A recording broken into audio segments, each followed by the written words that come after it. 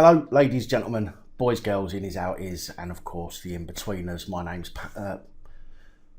name's Dan, and welcome back to another PAP Reports. Today is Monday, the 24th of February 2020, and today is PAP's birthday. Yep, Police Abusing Powers is 1 year old today. But the work doesn't stop just because it's a special day. Although the universe must be doing me a favour, as there is literally very little news to share with you in this report. But for those of you who are interested, at 9 PM this evening, 2100 hours, I will be live on the channel to speak to subscribers, talk about the past year, talk about the year ahead, what plans I have, which I want to put to the subscribers for their opinions. And also there will be a couple of giveaways. So please do come and join us. In fact, if you haven't already, hit that subscribe button, click the bell so you get a notification when I go live. If you've done this previously already, please go and check and make sure that you are still a subscriber and still have that bell clicked, as YouTube loves to randomly unsubscribe people from the channel. Right, now let's get this report started. First of all, we're heading over to Ireland, to the PSNI, the Police Service of Northern Ireland, in fact, and the news that there was huge backlash just before the weekend over leaflets that were sent out to highlight the dangers of rape, by basically victim blaming and saying that there is a link between rape and alcohol consumption. The Police Service of Northern Ireland have since apologised and made suggestions that the flyer was in fact an old information leaflet and should not have been printed. The leaflets themselves suggest that the more somebody drinks, the more likely they are to be raped, which of course I hope we all know is not true. Although this topic is certainly not something to laugh about, the frantic word salad that followed from head of the PSNI's Public Protection Branch, Detective Chief Superintendent Paula Hillman, was funny. She said the message contained in the flyers did not reflect how the PSNI views victims of sexual crime, insisting that only people to blame for rape were rapists. But yet, even if they were old leaflets, they were still designed to say what they said. And they were saved, clearly ready to print. So if the PSNI's views are not those of the leaflet, why was the leaflet created in the first place to say what it said and then saved in a print-ready format, readily accessible? Even if they were already printed, why had they not been destroyed? You know, if they were as old as they say they were. She went on, "We were made aware this evening that old PSNI flyers had been distributed in North Belfast this week and that this had been reported online. First of all, I want all victims to know that the only people who are responsible for rape are rapists. Victims are not to blame. We are investigating how these flyers made their way into the public arena, as they were discontinued a number of years ago. They do not reflect in any way how PSNI views or treats victims of sexual crime, and we apologise unreservedly for what has happened." But I go back to my previous comment that they were created at some point to say what they said, so clearly they did reflect what you thought at the time. She went on, "I can assure you that we will learn lessons from this. We are taking urgent action to ensure that any remaining flyers will be destroyed so this cannot happen again. I want to take this opportunity to say that if you are a victim of a sexual crime, and that if you choose to speak to us, you will be listened to, respected, and treated sensitively. Your report will be thoroughly investigated and you'll be signposted to support services such as Nexus and Victim Support, among others. As a police service, it is our job to keep you safe and investigate allegations of crime and bring offenders before the courts. We are committed to investigating sexual crime robustly and thoroughly, and we will do all we can to bring perpetrators to justice." Well, surely you should be committed to investigating all crimes, not just sexual ones, you know? Just a thought. On Friday evening, I was made aware of several reports about Greater Manchester PC Lee Howard, a police constable who appeared on BBC Radio and apparently lied about holding a dead child in his arms after the attack at the Manchester Arena. Clearly an incredibly sickening thing to lie about, especially as he went into such detail about the incident. Well, although I saved links to articles about this report so I could refer back to them today and use information within the reports for research, it appears that every instance of this story has now been removed, with no explanations being offered.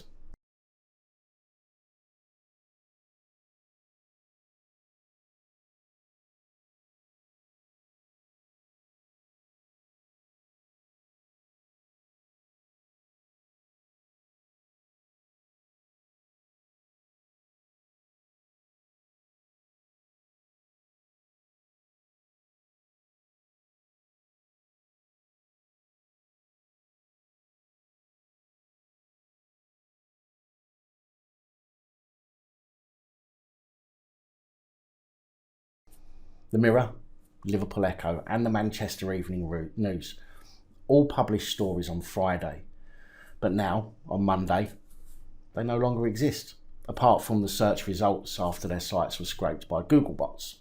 However, before you tell me off for using Google, I did use DuckDuckGo as well, and I was able to find one instance of this report.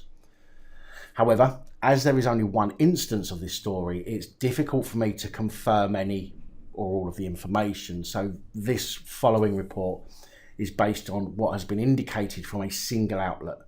For that reason, I cannot confirm what, if anything, is factual and true, although I will be calling one of the newspaper outlets that reported this and ask them why they removed the story.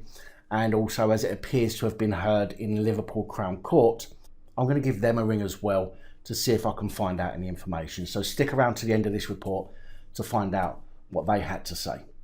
32-year-old PC Lee Howard described on BBC Radio how he arrived at the scene of the Manchester Arena attack within minutes to find the dead and dying strewn across the floor, and how he desperately tried to save victims. In court, it was alleged that PC Howard actually arrived 80 minutes after the explosion, but was deployed to the outer cordon and not the inner scene itself. The lies appear to have come to light after an investigation into his misuse of police computer systems. The investigation is said to have begun because the Police Ombudsman of Northern Ireland came across a WhatsApp message between Howard and a PSNI constable and forwarded their finding on to Greater Manchester Police. Greater Manchester Police opened an investigation, and on the 21st of June 2018, the Anti-Corruption Unit from Greater Manchester Police raided Howard's home, clearly the most action they've seen for a while, and seized multiple electronic devices. It was alleged that in total 8 charges were brought against Howard, with the first charge going back to just 2 months after he joined Greater Manchester Police from British Transport Police in 2017. It was also alleged that in June 2018, Howard accessed police computer systems and sent facial injuries of a historical rape case victim to a man on WhatsApp. He is said to have also accessed a profile of a 15-year-old girl and stored it on his phone, joked about a mugshot of a child in custody and looked at the profile of a 9-year-old who was in foster care, and later allegedly shared criminal record details of that 9-year-old's mother with his wife. When interviewed, Lee Howard of Zorbit News Tameside made no comment, but did plead guilty to 8 offences spanning a 15-month timeframe. Of course, as a matter of course, Howard proclaimed he was suffering from mental health issues at the time, the go-to mitigation. His defence told Liverpool Crown Court that the offences occurred whilst Howard was ill. It just makes you wonder how colleagues don't pick up on somebody who's mentally ill. Surely they would see the warning signs. Howard was found guilty but was not jailed. He has apparently also not been suspended, although faces a meeting with the Chief Constable. It is said that in all likeliness he will face dismissal at that meeting, or on the grounds he was unwell at the time, he may be required to resign. It seems that Judge Menery was quite happy to blame Howard's actions, from accessing police systems, sharing information with people outside of the force, and his lies, on his illness, and as the judge deemed Howard to not have made any gain from his actions, imposed just a 2-year community order rather than jail. Howard has also been ordered to carry out 150 days community service, 5 days rehabilitation, and to pay £750 in costs. So as I don't know whether this information is fully correct, I will now call one of the newspapers who had retracted their story and find out why, and also I'm going to call Liverpool Crown Court's press office to see if there's any information on the case itself. Thank you and welcome to Reach PLC. Please choose from one of the following 6 options.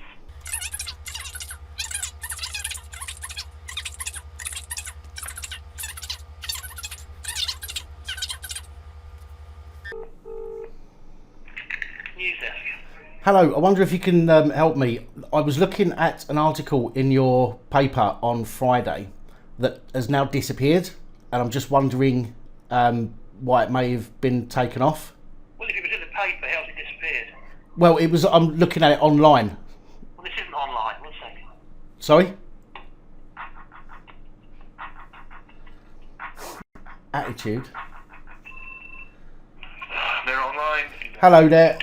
I was looking at an article online on Friday that's now disappeared. I didn't get a chance to read it all. I'm just wondering, because it seems to have disappeared from everywhere. What's the article regarding? What was it regarding? It was about PC Lee Howard. PC what, sorry? Lee Howard. L-E-E Howard. Lee Howard, right? Yeah. He was in court. He was the guy that went on the news to say that he held a dead baby at the Manchester Arena attack.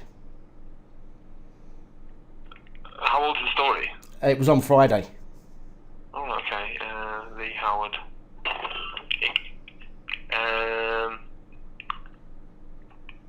I'm not familiar with it. You're saying it was published on Friday. It was it was in paper on Friday. I saved the link to it so I could go back to it, and now when I go back to it just says the page doesn't exist. There are other news outlets that had the similar story, but they've all disappeared. I just wondered if there was a reason why you may have taken it down. I can't see the story in our system. I'm not familiar with it at all. Right. Lee L-E-E Howard H-O-W-A-R-D. That's it. Yeah. I'm searching everything in our system with regards to a story that's sort of like with those names in. I'm not familiar with it at all, I'm afraid. Could you send us an email about it? Because, like I said, I'm coming at this call. I'm not familiar with the story. I haven't seen it myself. Right. All right. Send us an email and I can look into it. Because right now I'm just doing like sort of a cursory research of our sort of entire system that we use to upload stories to the website. And right now it's coming up with nothing when I search sort of Lee Howard Manchester. So. Right. Okay. At all. All right. No worries. Yeah, I'll send you an email. Right. Okay. Send it through. It's web news. Web news. Yeah. At mirror.co.uk. Right. Okay. Got it. Thank you. Okay. Thanks. Bye bye.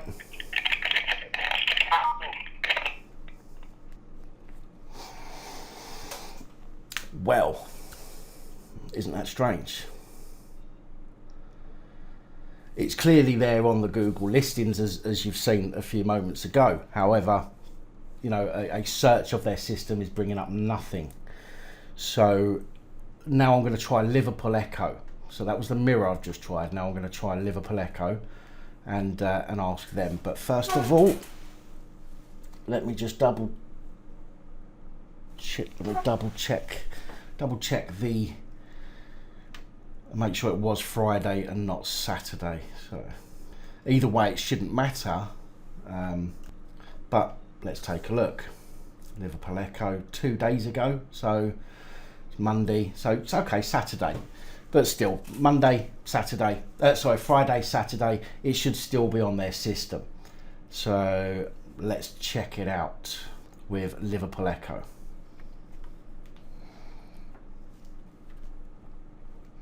We're going to call the digital editor for Liverpool Echo and see what we can find out here.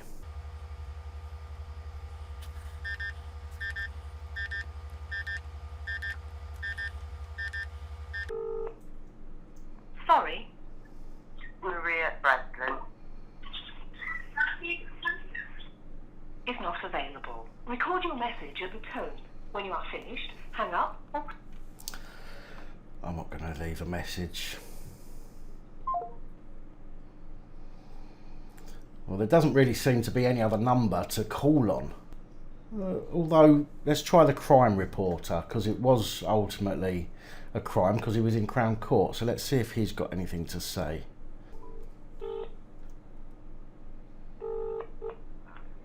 Hello? Hello, is that Joe Thomas? It is, yes. I'm wondering if you can help me. I was looking at an article that was posted either Friday or Saturday about a Crown Court appearance in Liverpool. Okay. That story, I didn't get to read it all. I saved the link for it, and now I've gone back to it. It's vanished, and also everywhere else seems to have removed the story from the internet. And do you know what the name of the defendant was? it was PC Lee Howard.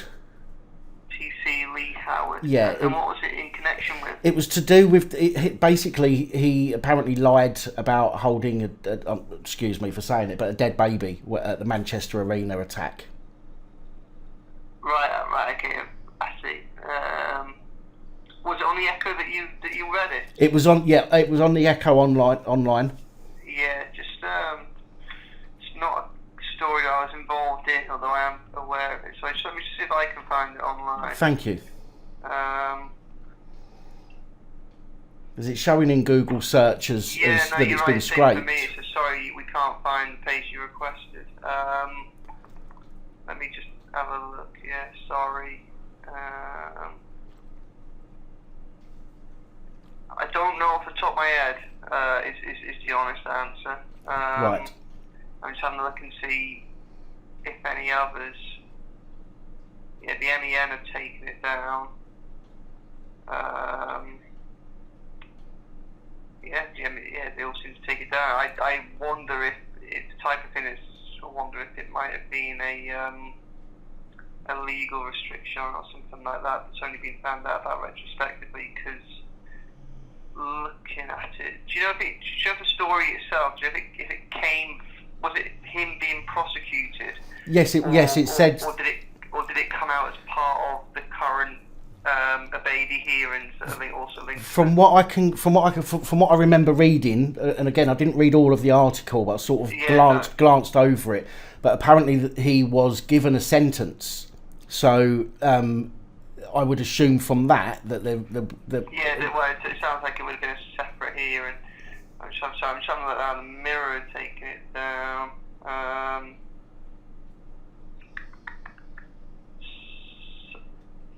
So I don't know off the top of my head. Do you want me to? I'll take your number and just see if I can find an explanation. Okay. I'd like that. Yeah, I'd appreciate that. It's Yeah, I got the number on my screen. Who do I ask for? Sorry. Oh, brilliant. Yeah. So Daniel. Daniel. Okay.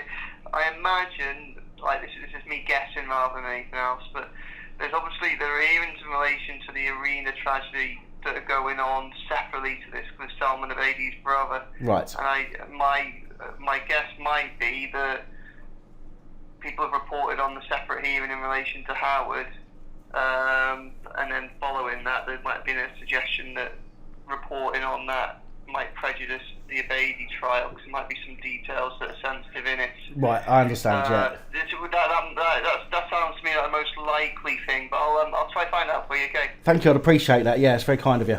No worries. Cheers. Thanks very much. Bye bye.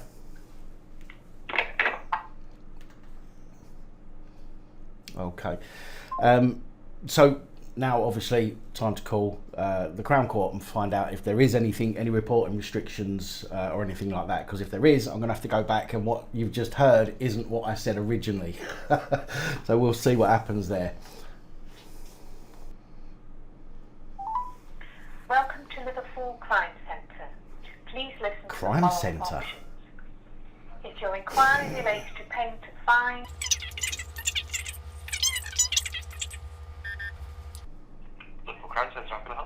Good afternoon there. I'm just phoning to find out if there's any reporting restrictions on a case that was heard on Friday, I believe it was. Friday. Have you got the case number, mate? I don't have the case number. Unfortunately, all I've got is the defendant's name. Let me have a look for you. name is it? It's Howard, Howard. And what's first name? Lee, Lee. Do you know what date of birth? Only because we've got more than one on our system. I'm afraid I don't. Hang on, I can tell you how old he is if that helps. Don't worry about that, I'll have a look through, just see if we can find the answer on Friday.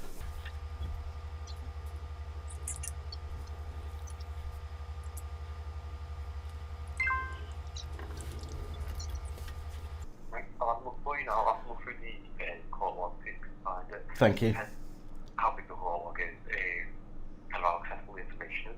Can I just pop in hold? And I'll... That's absolutely fine, yes, thank you. Cheers. Oh, can I take your name as well so you can catch it? Yeah, my name's Daniel. Daniel. And you call from like a newspaper or? Yeah, I'm an independent journalist. Ah, right, okay. That's fine. Thank you. Right, let's pop in hold 1 second. Lovely.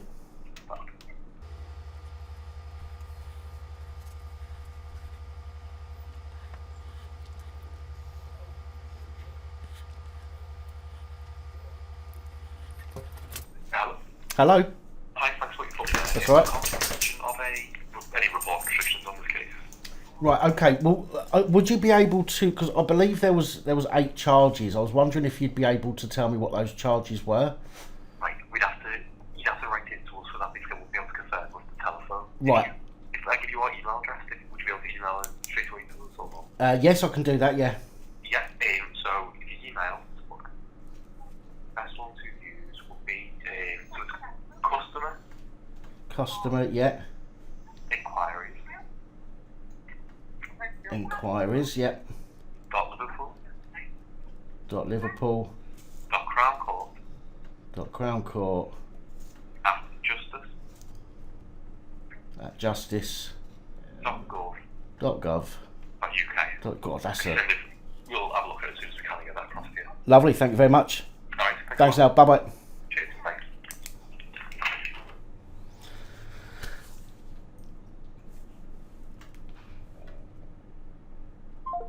Okay, so apparently no reporting restrictions on that case. I can understand why Liverpool Echo said that there could be. Can understand that, as you know, as all the other places have taken down their articles.